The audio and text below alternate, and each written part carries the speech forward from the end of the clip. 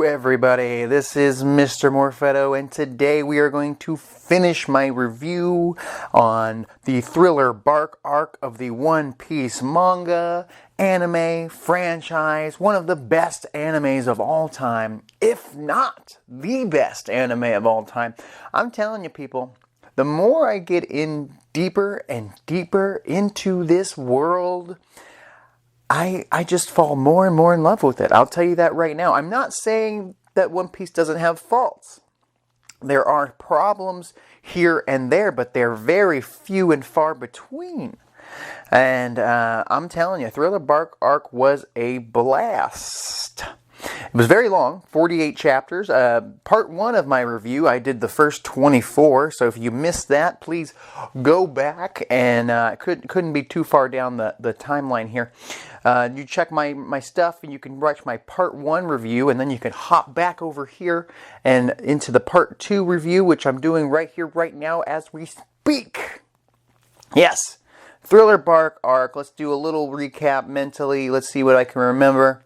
The Straw Hats end up on a zombie island, which turns out to be a giant ship. Actually, the biggest ship in the world, at least that we know of. I have a strange feeling like down the line, since we're only halfway through this series, less than halfway through this series, that there's going to be a bigger ship. Maybe. I just have a feeling that there's going to be a bigger ship. Like, I can't imagine that they're just going to be like, this is the biggest ship ever, and we'll never see a bigger ship ever again throughout this entire series. Just a little theory. So, the Straw Hats got split up on Thriller Bark arc. The ones who didn't want to be on this scary zombie island, Nami, Chopper, Usopp, they are a squad. And then the tough guys, the badasses, Nico, Robin, Frankie, Zorro, Luffy, Sanji, they're running around breaking skulls, beating the shit out of some zombies. There's a zombie that's kind of terrible in all ways, shape, and forms, Absalom, who's like a total creep. Almost rapist man who captures Nami. Shit goes down. The crew gets reunited after their shadows get stolen by Gecko Moria, who's one of the damn warlords of the sea, just like Crocodile, and he can steal people's shadows and shit.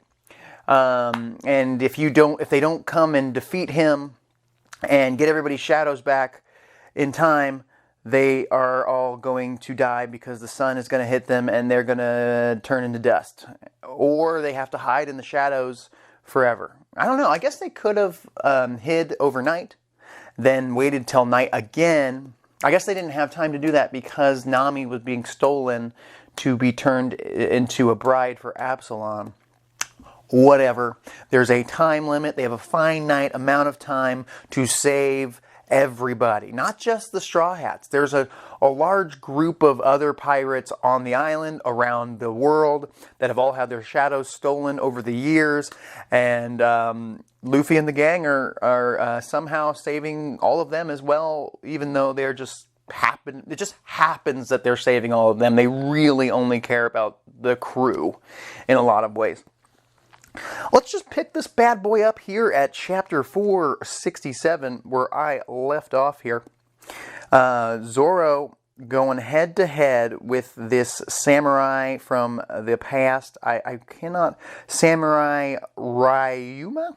Yeah, this guy's pretty much a badass. This dude's got Brook's shadow within him, so Brook's a pretty damn good swordsman. I would have to say Brook is a good swordsman, but nowhere near on Zorro's level. I would have to say that Zorro has to be at this Samurai Ryuma's level, which is interesting because you have this dude, right, who's a beast, who's got, using Brook's shadow. So I'm assuming in a lot of ways that Brook's shadow isn't strong enough for Samurai Ryuma, because he's like just as strong as Zorro, maybe stronger when he was alive. And that's interesting, because I try to always compare this to Zorro getting his ass beat by Mihawk way back on the East Blue. And I'm wondering, like, how would this guy compare to Hawkeye Mihawk? How close is Zorro to Hawkeye's ability at this point? It's been so long. It feels like so many chapters. But, I mean, how strong has Zorro truly become since then? Either way, I do remember at the end of my part 1 review that there was like a little teaser of Zorro losing to this guy. But I think it was just like a flash forward, and it was just like, oh, by the way, and then this happened. I gotta say, most of the time, Zorro's fights are better than the final fights in the series, in the arcs. And this is no exception. Like, their little samurai duel, swordsman duel, was fantastic. They go at it for a little while now on top of the rooftops, cutting buildings and shit. Brook and Frankie, we're watching them go at it. It was all over the damn place. And the best part about it is this is also the way that Zorro gets his new sword.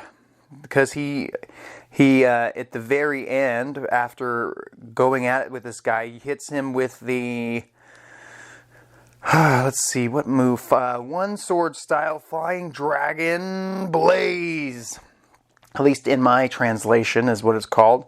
And he falls falls off this rooftop, and it looks like he lost.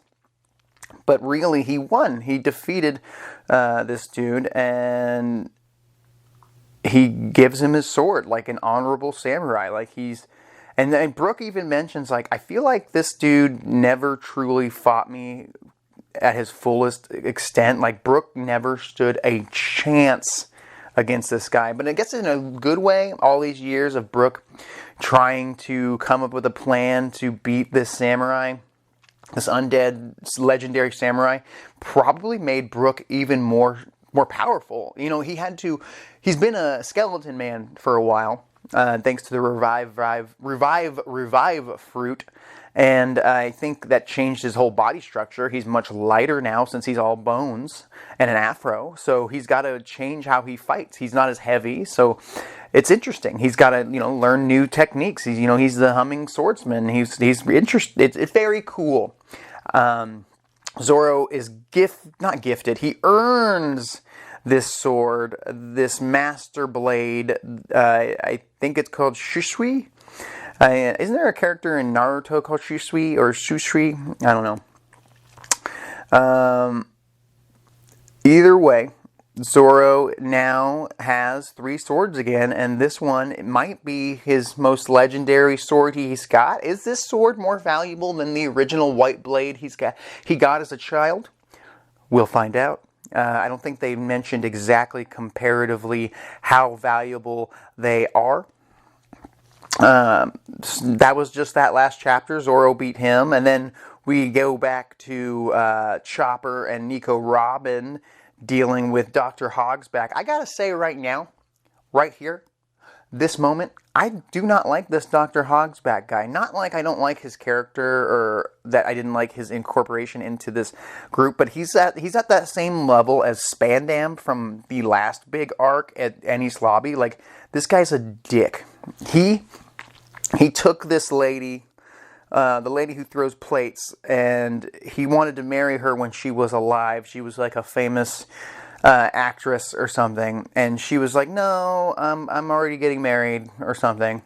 And he went nutso butso when she died, took her body, put a damn shadow within it, and made her his slave. At some point during this chapter, he makes her get on the ground and lick the floor repeatedly. Dr. Hogsbach is a total creepo. He might be worse than Absalom, because at least, he's making people his slaves with shadows thanks to Gecko Moria. I don't know. This guy deserves to die. Dr. Hogsbach is just a piece of shit. I don't relate with him at all. Sometimes villains you can relate to, and you're like, I can kind of get why they became this shitty. Kind of like, I really like Arlong. as a villain, and I think that he became a shitty person because fishmen probably were looked down upon at one point in history, and he probably was like, well, fuck you guys. Us fish people are stronger, faster. We can literally take out an army of your human people with, I mean, they're better in all ways, shape, and form. In a lot of, they can swim and breathe underwater. He's like, why are we being told we're less than? And I can see why Arlong turned dark, even though, he was a piece of shit, but he wasn't Hogsbach piece of shit or Spandam piece of shit. Like, these guys are just shitty. With lack of a better word. So Chopper's mad. He's like, hey man, you're a doctor. You're supposed to protect life. You're making these zombies, which is a mockery to what we do as doctors. You could have saved so many people. And Dr. Hogsbach even talks about how, like, he got so sick and tired of people trying to ask him to save them. It was such a drag. And he's like, I just did it for the money. And, he was heartbroken, of course, when the girl died. But then he just had no problem turning this girl he was in love with into his little slave puppet. And who knows what he did with her. It's just ridiculous. And it must not have been too long after her death, since her body is so well preserved. I mean, she's got stitches and whatnot, but she looks pretty well preserved from what I can tell. And she likes to throw plates. There is a point where Zorro and Sanji's zombies show up, the ones that have Zorro and Sanji's shadow in them, the little dog-faced penguin-looking thing, and then this other swordsman with little Hitler mustache. They show up and start fucking with Nico, Robin, and Chopper, and they are fully under the control of Dr. Hogsbach. But this part was one of the best parts of the whole fucking arc. The two zombies, the Zorro zombie and the Sanji zombie, had the same hatred for each other as the real Zorro and Sanji. So they start bickering with each other, and then Nico, Robin, and Chopper find a way to manipulate Dr. Hogsbach's commands to get them to jump off the roof of the building while they're bickering and fighting with each other. And it's just absolutely fantastic. There is a point where Sindri, the girl that he brought back, starts like crying and can't move, like maybe the shadow within her was stopping it, or I couldn't tell if it was the shadow within her that was stopping her from moving temporarily and making her cry, or it was her actual body having, like, I don't know, memories of her former self or something. I don't know. She's under this manipulative control. How much of her willpower is still within her? I'm not sure. Either way, there was this badass moment where Chopper gets a hold of Dr. Hogsbach, and Robin combines her. They do a combo move where he's setting him up with a suplex, zombie suplex, what is it? Robbie Cho suplex, it says here. Nico Robin makes a whole bunch of little feet that pop up way up into the sky, almost like stilts, and it looks insane. Meanwhile, Luffy's still dealing with Gecko Moria, and now his zombie shows up almost nearly out of nowhere in the manga. Luffy's zombie Oars shows up, and now he's fully under control. The one thing I didn't like is it did feel like he wasn't as funny. The Oars was pretty funny when he first got Luffy's shadow, and he was much more like Luffy, and he was literally just a giant monster zombie Luffy.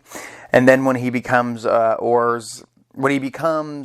fully under Gecko's control, he just becomes a mindless monster. He keeps saying things like Gum Gum Punch and Gum Gum Pistol. He keeps using Luffy's moves, but he kind of loses that, like, I'm gonna be king of the pirates attitude. Which makes sense, because he says eventually the shadows do take hold, and I have full control. Gecko Moria was kind of Not my favorite villain, main villain of the series so far. I mean, he really fits the aesthetic. I mean, he looks like a vampire demon man. I would like to know why Gecko Moria looks the way he does. Like, I know there's a lot of weird designed people in these worlds, but like, is he a different race? Because he looks like a vampire demon man, and he looks like he's got stitches on his body as well. Did he have he might have had a lot of plastic surgery thanks to Dr. Hogsbach. That's my theory. He got plastic surgery to make himself look more evil and menacing. And he's also really big. Like, he's like 10 times, maybe more, maybe 20 times the height of Luffy, which is insane. So, Gecko just says, all right, zombie Luffy, beat the shit out of real Luffy, just starts smashing things, starts breaking things. There's a point where Dr. Hogsbach's trapped under some rubble, and zombie Luffy comes and literally, I believe, steps on him and crushes him to death, and Sindri doesn't help him at all. And she, like, smiles at him, like, that's right, you little biatch. And I was really hoping that was going to be the end of Dr. Hogsbach. Like, just this anticlimactic, you just get stepped on by one of your creations. Wouldn't that have been a crazy end for Dr. Hogsbach? If he just stepped on this dude and we never saw him again. Like, they didn't even have to, like, show his dead body or anything. I know Oda likes to take these characters and use them again down the line, or use them for cover stories, or maybe they eventually earn respect for Luffy and the Straw Hats.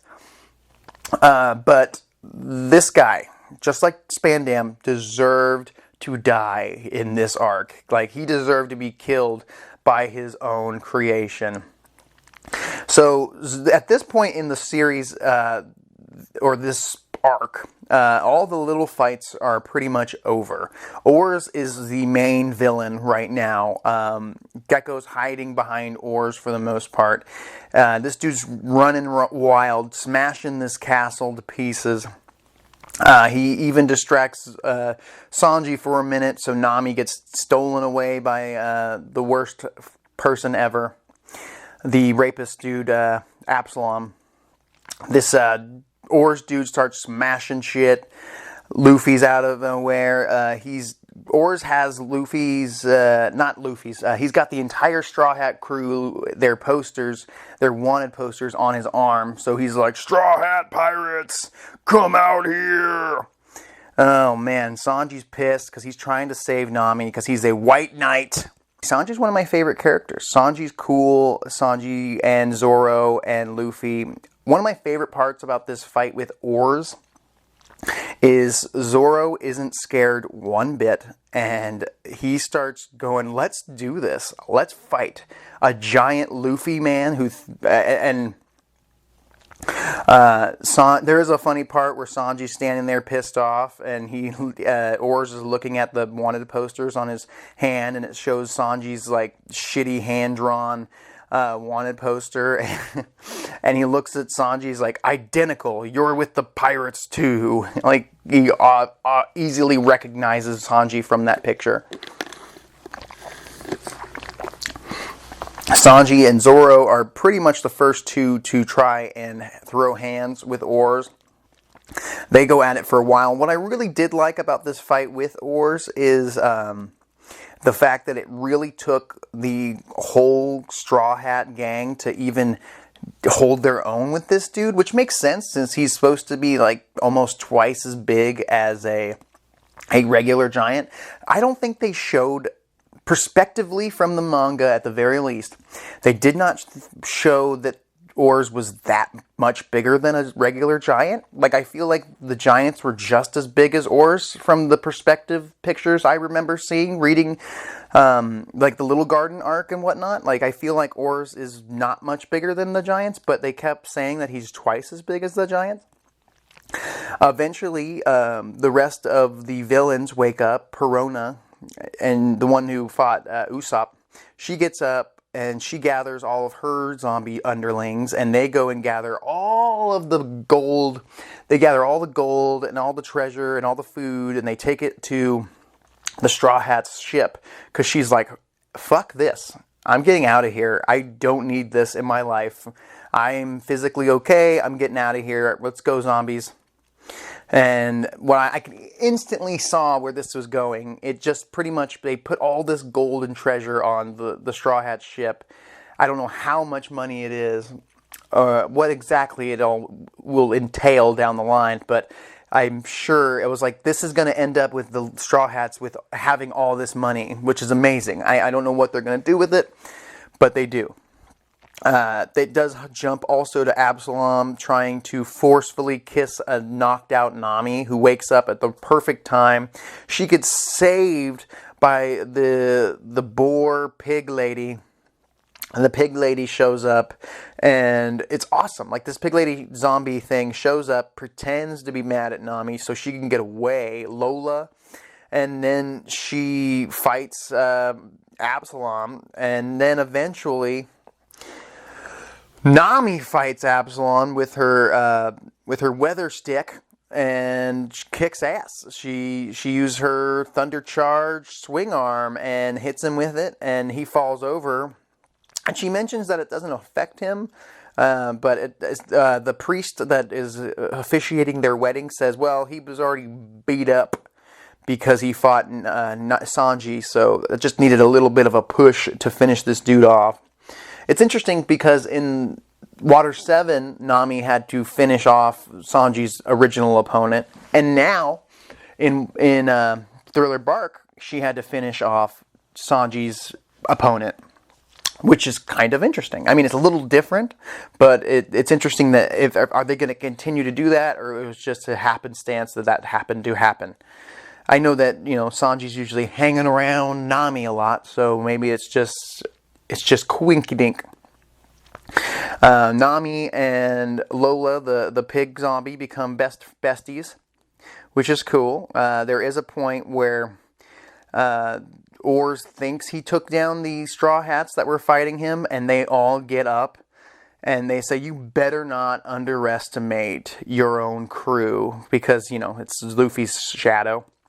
They all get up in a badass way out of the rubble. Sanji's rubbing his head. Zorro's putting his headband on. When he puts that bandana on, he gets a little stronger. Nico Robin's looking badass like always, a little assassin lady. Frankie's got this pillar nunchuck thing. Chopper's just all beasted out, ready to rock. I am curious, could Chopper in his Monster Point form defeat Oars? I mean, Chopper Monster Point was damn strong at Water 7, but I don't think he's Oars with Luffy's shadow strong. Either way, this crew comes together as a team using strategy, skill, kicking ass, taking names. Luffy does gum butt stomp, or Oars does. They're doing their best. One of the funniest things to ever happen in the series, and I know I keep saying, this whole Thriller Bark arc had a lot of funny gags, like Luffy pushing the zombie back into the ground, and now this. Frankie has an idea. He puts his feet on both Sanji and Zorro's shoulders. He grabs Usopp with his right hand, and then Chopper gets on his head, and they're pirates docking, and they're gonna be giant robot pirate man. I don't know how this was going to help them fight Oars, but they're telling Robin to come dock with them. And Robin looks at them and says, I find it embarrassing as a human being.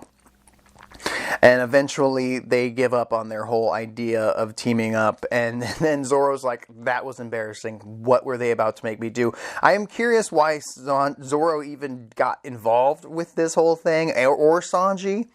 And when did they start planning this whole robot combination? Either way, it was kind of a little bit of a gag, and I can appreciate that. Eventually, the crew, here and there, they start attacking Oars' right arm a lot. They do a few things here and there. Nami, escapes, like I said, from Absalom, heads to the ship, notices that they're trying to steal their ship, and also loaded up with a bunch of gold and treasure. But while this is all happening, another Warlord shows up, a guy we've seen before, way back. I think it was right after the Crocodile arc, right after Alabasta. This dude named Bartholomew, I don't know, Bartholomew Kuma. This guy, I really like this guy. I love the name Bartholomew, and I just think that it's just menacing as fuck. This dude shows up and makes Perona and a bunch of her followers just disappear. I think he asks them, like, where would they want to be, if they could be anywhere, and then they go away. And I don't, he can teleport people. Either way, eventually, zombie Luffy falls on his head, and there's a funny little gag where the rest of the Straw Hat crew says, "Oh, you're stuck?" And then Sanji's like, "Sucks for you." And they just beat the shit out of him for a little while. And then he gets back, then Oars gets back up, and the rest of the crew run away, and they just have these straight faces of retreat. I really, really wanted Zorro to be the one to take out Oars, like almost, with help of course, but almost on his own, to be the one to beat this guy. I know that Zorro usually beats the second strongest member of the villains. Usually. Him or Sanji fights the second strongest. But there was a point where I was like, man, this would be a really good moment for Zorro. This whole arc was a really good moment for Zorro, especially the fight with Oars, the fight with the samurai. He got a new sword. He's leveling up for sure. The damn Shadow Moria was dealing with Luffy, got him all mixed around. There was a point there. Okay, this is where we get to the point where I wasn't so thrilled about the choices made in this arc. Luffy gets a bunch of shadows put in him by a bunch of pirates that have been living on Thriller Bark. They've been living in the shadows, avoiding the sunlight. And they give him they've captured a bunch of shadows throughout the night. I'm assuming I'm assuming they've been capturing them for a minute. They put the shadows into Luffy, so he becomes this nightmare Luffy Hulk thing. I don't know. I feel like Luffy did not need that to fight Oars at all. They charge Luffy up. I mean, one by one, his crew is getting their asses knocked out more than once. I feel like the crew gets knocked out once, at least twice each, and then they get back up again. And I don't mind them getting back up again, but they make them. It just feels like they get their ass kicked and they're defeated, and you're like, okay. Sanji's out now. He's been smashed against a wall by a giant. He's not dead. I'm not saying he's dead, but he's not getting back up again. And then he just gets back up again. I know Sanji's a beast, and I respect the shit out of him, but that kind of thing bugs the crap out of me when you're like, okay, we're eliminating the members of the Straw Hats. It's going to come down to just Sanji or just Zorro, and then Luffy's going to show up and help save the day. That's what I was expecting. Not a big deal. Moria talks to Bartholomew. Bartholomew said the government just wanted to let me to come here to tell you that we're going to allow a new member to take over Crocodile's position as one of the warlords, and it's going to be Blackbeard, baby. So whatever Blackbeard did, which I already know because the end of this arc, we find out Blackbeard actually beat Ace. I don't know how he beat Ace. I mean, I know he's strong and he's got like a darkness fruit. It's not like the shadow or fruit or whatever. It's the darkness fruit. So he is darkness. He snuffed out our flaming brother Ace, and Ace is and probably more wanted at this point than Luffy, surprisingly. I would like to, in the comments below, can you let me know what Ace's bounty is, so I don't have to Google it? I think Ace's bounty's higher since he's one of the Whitebeard's top diggity dogs. Either way, Moria says no to Bartholomew's assistance. Says, I can do this by myself. I don't need you to help me out. Let me do this. If he allowed Bartholomew to help him in this fight, I think the Straw Hats would all have died. That's for sure. Either way, we find out that now Moria can pilot oars. He gets inside of oars as like a mech, like a Gundam, and he can like move him around, manipulate him. I don't know how this kind of came out of nowhere as well. There was a point when they were fighting this dude, and fucking Brook shows up with a bag of salt, and they eventually get the salt within Oars' mouth, but then Gecko Moria uses his shadow to pull the salt out of the mouth before it can release Luffy's shadow. It's a whole ordeal. It did feel like they were making up it felt like Gecko Moria was making up abilities as he was going. Like you know, if you're playing D&D and then someone's just like, oh no, I can do this, and I can teleport from here to here. Because there's a point where Gecko starts saying, oh, I can trade places with my shadow, and that means you can't hurt me. It was kind of weird. It was like they were like, oh, we got you. Using the rules that we know about your abilities with your shadow, we defeated you. There was a point where Nico Robin clutched Gecko's neck and looked like he snapped. She looked like she snapped his neck, but he at the last second. She switched places with he switched places with his shadow, and he got away from it. And it makes me frustrated because I feel like it would have been really cool to see Nico Robin kill this dude, even if it didn't kill Gecko Moria. If she just won the fight, could you imagine if they gave I've been saying this since Water 7, not Water 7, since I went and saw the Strong World movie 1 week ago, and I feel like she wasn't shown to be a competent fighter, which she is. She's an assassin, and in this fight with Oars and Gecko, she was using her abilities to their fullest extent, wrapped them around his neck, and puts him in a chokehold, and she's like, your shadow revolution is over, Mr. Warlord. I just beat you at your own game. Checkmate. Goes to snap his neck, and I don't know, it just feels like a cop-out for Gecko to be like, oh, by the way, I can switch places. It's not a big deal. It bugged me because it felt like there's no way he can get out of this. I honestly thought when she snapped his neck, he was going to say, like, oh, you can't break my neck because I've had operations. I would have almost preferred, instead of him being able to switch places with his shadow, if he was just like, I can't have my neck broken thanks to Dr. Hogsbach's surgeries or something. I think that I would have appreciated that more. The idea that you can switch places with your shadow just seemed a little out of nowhere.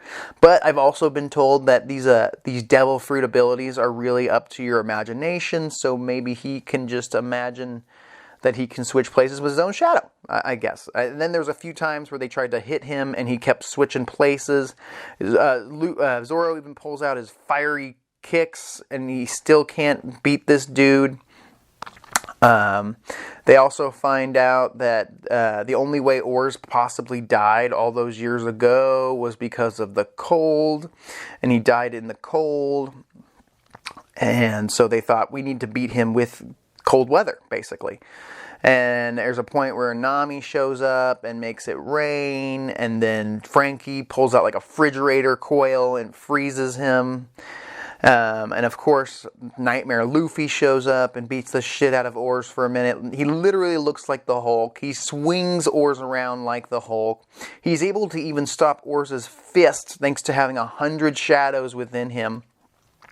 I don't know, I'm just not a big fan of Nightmare Luffy. I think that I would have been more happy if just regular Luffy showed up and they, as a crew, which is really what ended up happening, is after Nightmare Luffy lost all of his shadows and looks like they were about to lose, they get back up again for the third time. The whole crew gets back up again and they beat Oars in a combination fight.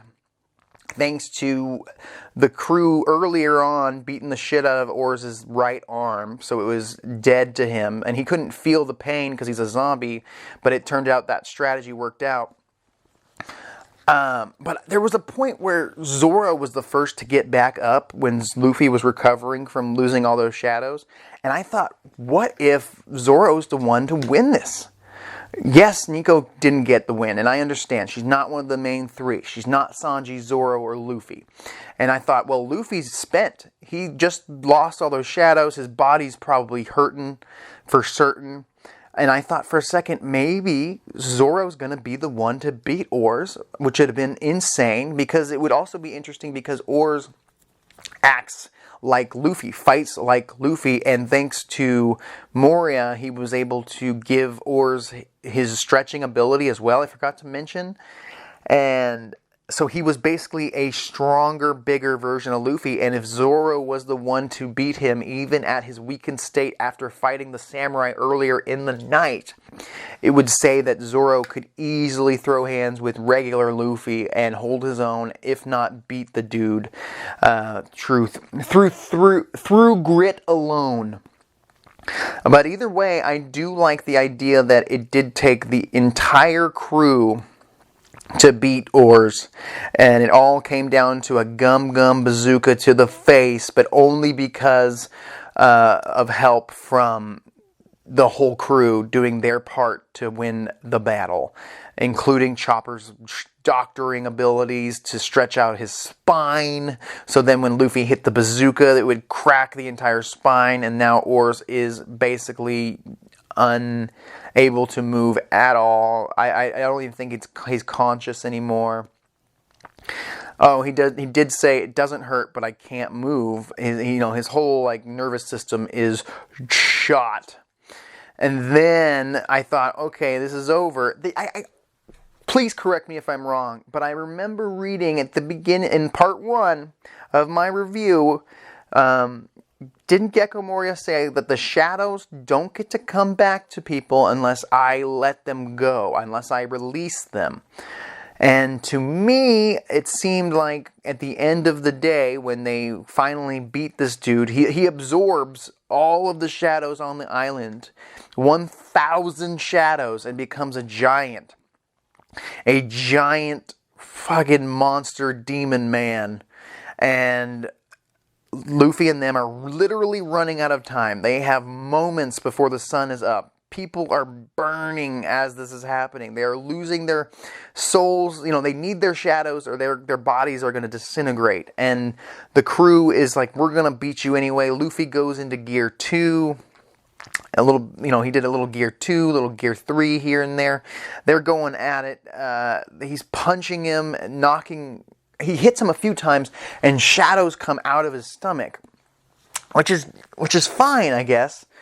It just seemed like you can't. It seemed like earlier he mentioned that you can't just make me give out the shadows. I have to willingly give the shadows away for them to go back to people's bodies, or you have to salt the zombie. The rules were, you could salt the zombie that I give them to, and they will go back to their body. But you can't just force me to do that. But really, that's literally what Luffy did. He bounced, he says, rubber always bounces back. And he punches the shit out of Moria in the stomach with Gear 3, balloon fists. The shadows are released into the world. Everybody's happy. There's a big point where they show people from all over the One Piece world getting their shadows back. We even get to see, there was like an actual like half of a page of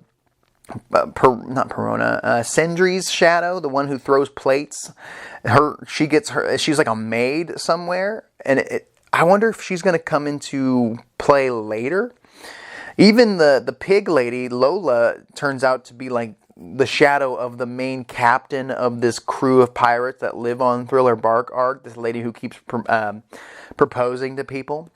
And at the last minute, even Nico, Robin, Sanji, Zorro, and Luffy get their shadows back, even though half their bodies were burned away, which is fine. And there's a funny part where Nico Robin says, "For an instant, I felt like I was climbing to heaven." And Sanji's like, "I wouldn't mind going to heaven a little early if it was with you, Robin." I don't know. I thought it was funny. And they're all happy. Everybody's celebrating for like 3 minutes. And then they realize they're fucked, because Nami forgot to mention that one of the 7 warlords is also on the island other than Gecko Moria. Bartholomew, looking more menacing than any villain I remember seeing in One Piece so far. I really like this Bartholomew guy. I'll be honest, I saw him before, earlier in the series, hanging out with Doflamingo. And I think that maybe because of how much of a character Doflamingo was earlier on when we first saw him, he was very open. I don't know, he was loud and boisterous. I didn't really notice Bartholomew back then. Now I notice this dude. He kind of gives me the Android 16 vibes. Very, that just face of anger and hatred. He's got these little fucking bear ears. He comes down and he's a beast. He can't be hurt. He's almost unstoppable. I mean, Zorro is the only one really who could stand a chance against this guy. He mentions, like, this might have been my favorite part of the whole, honestly, the fight with Bartholomew, hands down a better fight than their fight with Moria. I did like their group fight with oars, but I really liked the idea that the crew is spent. Luffy can't even get up. He used gear 3. He's basically knocked out. He's in so much pain. I mean, how long can he keep using those different gears? Is he going to be limited? Is he eventually going to have to say, never mind, I can't use gears anymore. They're too damaging to my body. The Zorro challenges this dude. He can't even land a punch. This dude ends up having these little paw pads on the bottom of his hands, and he said he ate the paw fruit, which is highly confusing. I don't understand it. It's not like an animal transformation like with the giraffe gimmick with Kaku's animal transfer. Like, he's not changing into a bear or a dog or anything, but he can shoot these paw prints at people from afar, and literally shoot through rocks and rubble. This dude can defend himself with his paw pads. It's weird. It's like, who comes up with this? He's a paw-palmed human. And the whole crew is like, what kind of devil fruit is that? That's so weird. And then even Frankie's like, I don't understand these 7 warlords, but if that's all this dude's got, defeating this guy's going to be a piece of... And then he gets attacked from the front, by the way, because Frankie's pretty invulnerable from being hit from the front by bullets and whatnot. But he hits him with his paw pad strike thing, takes Frankie out in one hit, and calls him a little bitch. And Zorro and Sanji kind of work together a little bit to fight this guy. Sanji tries to kick him, his kick didn't even make him flinch. He literally kicked him right in the jaw. And the dude says, I expected more from Blackfoot Sanji. Dude didn't even flinch. Even Zorro, he blocks one of the Phoenix Stars from Usopp. I mean, really, Zorro's the only one who could even try to fight this guy. He sets off a bomb, a paw bomb thing, and I'm surprised anybody survived that. There's a point where everybody's knocked down, and he goes to grab Luffy, and Zorro still keeps fighting people. Zorro is slowly becoming my favorite character of all time. This dude's insane in this fight with Bartholomew. I thought he was doing great against a samurai. I thought he was doing great against Oars. I wanted him to have that win against Oars, and I guess he didn't even need it because of this fight here and now. He hits the Bartholomew with a strike that actually causes damage, and it looks like Bartholomew's like a robot, and he even says, "You're like a cyborg like Frankie?" And he says, "I'm nothing like Frankie. I'm what you call a pacifista. I'll pass my fist through your face. I'm the government human weapon, but not yet complete." What does that even mean, not yet complete? And I'm not even like, well, how did they put a devil fruit in a robot? Was he part human? I don't know. How do you put a devil fruit in a robot? But they put a devil fruit in a sword. They put a devil fruit in a gun. This isn't something we haven't heard of before. He even says, "I was created by the world government's resident genius, Dr. Vegapunk. He possesses the world's most brilliant mind. His scientific prowess is said to be 500 years ahead of mankind." What is going on, people? I feel like he's foreshadowing something very important. I've heard this dude's name, Dr. Vegapunk, back at Water 7. I think they brought him up. I think Kobe talked about him. I could be completely wrong. If you could write that down in the comments. Please subscribe to the Mr. Morfetto YouTube page, by the way. I'm trying to reach 250 subscribers before the end of 2021. Please help me. Either way, Zorro is completely unable to beat this guy. He even says, "Okay, I'll let everybody on this island go. The officials, I am a world government dog, and I will complete my mission. I will let you guys all go, but I'm going to take Luffy's head. I'm taking Luffy. They will settle for that. You, Zorro, have earned my respect, basically." And the whole crew says, "No, you're not taking Luffy." But there is a point where Zorro says, "Luffy is the man who will become king of the pirates. You take me, take my head instead. I'm not as famous as Luffy, but if you consider that someday I would have become the world's best swordsman, it can't be too much of a loss if you take my head instead of Luffy's." And Bartholomew's like, "You're so damn cool," basically. And Sanji gets up and says, nah, fuck this moss-headed freak. He's just trying to be nice. But he's like, "No, right now the Navy doesn't take me seriously, but mark my words, if you don't take me in instead of Luffy, it won't be long before I'm causing more trouble than both of Zorro and Luffy." That's right, Blackfoot Sanji. But real quickly, Zorro shuts that shit down, knocks him out with a shot to the ribs, which I can just imagine the pain there. Sanji's the only, or Zorro's the only one left standing right now. The dude respects the shit out of Zorro and picks up Luffy, and somehow, and I want you to explain this to me in the comments, takes the pain out of Luffy that he's experienced while fighting Moria and Oars, takes all the pain and suffering that he went through today, I think just today, not like all through his whole life, and creates this giant paw bubble and says, "If you want, I will let you guys all go, but I want you to take your captain's pain." And I'm like, what is going on here? Yes, he respects the crap out of Zorro like we all do. But wouldn't it have been interesting if they took Zorro? Like, Zorro's like, "Take me instead." And then they lost Zorro temporarily. Like, they're like, "Oh shit, we need to go save Zorro." That would have been an interesting storyline. But I understand why they didn't do that, because we need to go save Ace. But either way, one of the I'm going to say this right now, the coolest thing, I got to say this has got to be the coolest, most badass moment I've ever seen in One Piece. Maybe in all of anime. Zorro, without even thinking twice, jumps into this bubble of pain and takes all of Luffy's pain and wants zero, I mean zero, recognition for it. Luffy gets up feeling great. They find Zorro in the woods, and Sanji wonders what happened.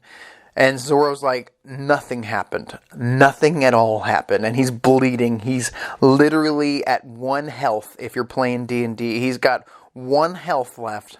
Thank God they have Chopper with them who saves his life. Dr. Hogsbach gets back up, sadly enough, with Absalom. Sadly enough, they take Moria and they get the heck out of Dodge, which is interesting. Chopper fixes up Zorro, but he's out for a few days. Brook joins the crew. We get this whole sad backstory for Brook. I will be honest with you. I was not sure about Brook. But after go watch One Piece Strong World, by the way. It's one of the best anime movies I've ever seen. It's so good. I cannot wait to watch my next One Piece movie. This was my first One Piece movie. If you could comment down below, what One Piece movie should I watch next now that I've watched One Piece Strong World? I have been told to watch One Piece Film Z, but I don't want to jump into it and be ruined. Like, I don't want to get spoiled by anything. I was told that watching Strong World was fine because it happens right after Thriller Bark, and the only thing that was technically quote-unquote spoiled for me was that Brook joins the crew, but I already kind of knew that. Can I watch Film Z now, or should I wait until I get a little farther along? Let me know in the comments, because I'm very interested in more One Piece movies, because Strong World was so good. I literally, it's probably, it's better than any Dragon Ball movie I've ever seen, and I'm a huge Dragon Ball nerd, and it was so good. It up there with some Studio Ghibli movies for me. And so we get this whole sad backstory about Brook, and I was not sure if I'd like this dude, but I really do. I really like Brook, and I'm glad he's part of the crew. I'm glad Luffy got his musician. We learn about Brook's backstory. We learn about his adventure on the Grand Line all those years ago when he was alive. They left Laboon back in the day. So there's one question I have about his backstory, though. We do learn about the captain of Brook's crew, and he ends up getting sick, really sick. And they make it seem like he got the same sickness that Nami got when they were on Little Garden. Please, in the comments below, let me know if I'm correct. Did Brook's original captain get the same sickness that Nami had? And I'm also not sure if the dude is dead. They did not say that this dude died, I believe. It's very interesting. Captain York is his name. They left him because he was sick and he didn't want to get the rest of the crew sick. They left him somewhere on the Grand Line in a hospital bed. I'm curious if we're ever going to see this dude again. Is he going to come back as like a villain? Or is he going to come back as somebody that's going to help them in the future? Like, I don't think they mentioned that he died because they left him. And they continued on their adventure into the Grand Line. Brook became the captain. And then all his friends died, and he kept a recording of them singing a song together, and it was really sad. And no, I'm not crying, you're crying. Either way, Brook joins the Straw Hat crew. Luffy says, "Yes, I'm in. You're in. Yes, this is great." I don't know why he even asked if he could join the crew, because Luffy kept asking him just moments ago about him being a part of the crew. And then the whole crew's about it. I mean, originally, at the beginning of this arc, he was like, "Join my crew," and the rest of Luffy's crew's like, "No, he's a zombie skeleton man. What are you thinking?" And this time around, they are like, "Yes, we've got Brook on the crew. This is amazing." Also, Brook can keep things inside of his skull, which is dope. They do a little memorial for Brook's crew. Brook knows about Zorro's sacrifice. Sanji, basically everybody on the crew knows about Zorro's sacrifice but Luffy. And he doesn't want him to know. Nothing happened, okay? And that's it. They also find out that the paper that Ace gave Luffy way back in Alabasta is a special type of paper that connects you to the person who gave it to you, or whoever has the other piece of the paper. And it's all like burnt up and whatnot. And basically they find out that Ace is in trouble. Ace is on death's door right now. I don't think they read anything about him being captured yet. They just know that his life force is being snuffed out. And we know that Ace is basically been captured thanks to Blackbeard, and now Blackbeard is being rewarded and becoming one of the warlords of the sea. He's taken Crocodile's place, and right now it's crazy that Crocodile is even a member of the warlords, because it feels like so long ago. Yes, he was dangerous AF, but he was beaten by a Luffy who didn't even have Gear 1, Gear 2, or Gear 3, and how was he even part of this squad? But I guess it does make sense, because I feel like Crocodile, if he wanted to, could have beaten Moria in a fight because of his sand abilities. And the only reason, like, Crocodile was OP as shit, but the only reason he was beaten is because he's got a very shitty weakness to people being all wet and whatnot. So Crocodile's out for being a loser, but Moria's not, because the government doesn't want to lose another warlord, and they don't want that information to get out, and they don't want to look weak. But I think Crocodile was a better warlord than Moria, even though he was trying to, like, take over the world with a hidden weapon behind the government's back. Either way, this is crazy. Like, I haven't read ahead. I want to stop it. I have stopping points when I'm reading these arcs before I record these reviews. I have no idea where we're heading next. I know we're going to go save Ace. Maybe, like I said in the past, I was like, wouldn't it be sick if Ace left the Whitebeard crew and joined Luffy's crew, but at the same time, why would he want to be one of Luffy's underlings? I mean, they're not underlings, they're a family. He's Ace's brother. Why wouldn't he want to be on the Thousand Sunny? I mean, Luffy's got a way better ship now. Maybe they could to have somebody as powerful as Ace on the Straw Hat crew would be absolutely fantastic. But at the same time, maybe it would overshadow Luffy, because Ace kind of just looks like a badass version of Luffy with all the muscles and the fire ability. He's got one of the strongest, coolest abilities in anime. He can manipulate and become fire. I know that Luffy is not going to be happy with Blackbeard when he finds out what happened. So maybe it's going to lead to Luffy versus Blackbeard, and then Blackbeard won't become a warlord. I'm just theorizing here. There's so much fun and excitement happening. I really liked Thriller Bark arc. It was really fun. There was a lot of funny parts. But then at the very end with Bartholomew, one of my favorite new villains, stoic as fuck, but cool, and also just a really cool villain. I don't know. I'm so excited to see what's next. How can they, maybe a healthy Zorro could beat Bartholomew down the line? Maybe that's what they're going to lead this to. Maybe he's got to beat this dude, so down the line he can go head to head with Hawkeye Mihawk again. He needs to get past this wall, this immovable object. I don't know.